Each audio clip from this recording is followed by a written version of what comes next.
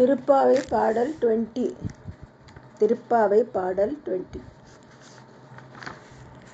குத்து விளக்கேறிய கோட்டுக்கால் கட்டில் மேல், குத்து விளக்கேறிய கோட்டுக்கால் கட்டில் மேல், மெத்தென்ற பஞ்ச சயனத்தின் மேலேறி, மெத்தென்ற பஞ்ச சயனத்தின் மேலேறி, கொத்தலர் பூங்குழல் நப்பின்னை கொங்கை மேல், கொத்தலர் பூங்குழல் நப்பின்னை கொங்கை மேல், வைத்து கிடந்த மலர் மார்பாவாய் திரவாய், வைத்து கிடந்த மலர் மார்பாவாய் திரவாய், மைத்தடங் கண்ணினாய் நீயுன் மணாளனை, மைத்தடங் கண்ணினாய் நீயுன் மணாளனை, மைத்தடங் கண்ணினாய் நீயுன் மணாளனை, எத்தனை போதும் துயிலெழ ஒட்டாய் காண், எத்தனை போதும் துயிலெழ ஒட்டாய் காண், எத்தனை ஏலும் பெருமாற்றதில்லாயால், எத்தனை ஏலும் பெருமாற்றதில்லாயால், தத்துவம் என்று தகவேலோரெம்பாவாய், தத்துவம் என்று தகவேலோரெம்பாவாய், குத்து விளக்கெரிய.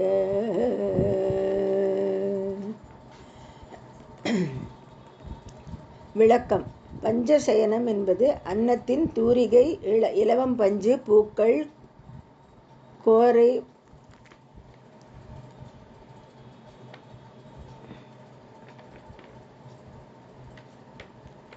போல் தூரிகை ஆகிய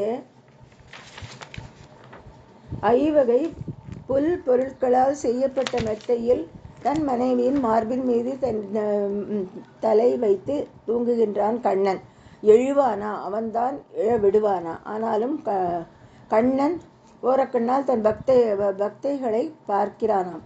நீ எங்களுடன் பேசு என்று பாவை பெண்கள் கோரிக்கை எழுப்ப, அவன் ஓரக்கண்களால் பார்த்து, நீங்களே அவளிடம் சொல்லுங்கள் என்று தன் மனைவியை நோக்கி செய்கை காட்டுகிறாராம். தாயே, நீயே எங்கள் கோரிக்கையை கவனிக்கவில்லையானால் இந்த மாயவனிடம் யார் எடுத்து சொல்வார்? அவன் உன் மார்பில் தலை வைத்து கிடக்கும் பாக்கியத்தை பெற்றவள் நீ. எங்களுக்கு அவன் வாயால் நன்றாயிருங்கள் என்று ஒரே ஒரு ஆசி வார்த்தை கிடைத்தால் போதும் என்கிறார்கள்.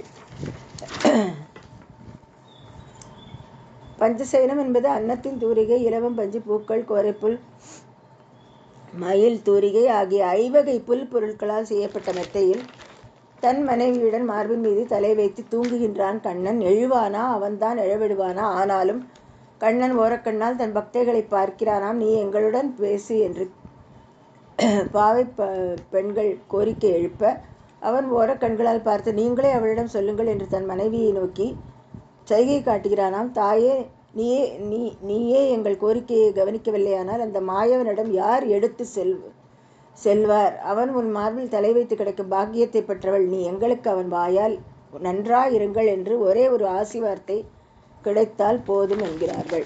தேங்க்யூ.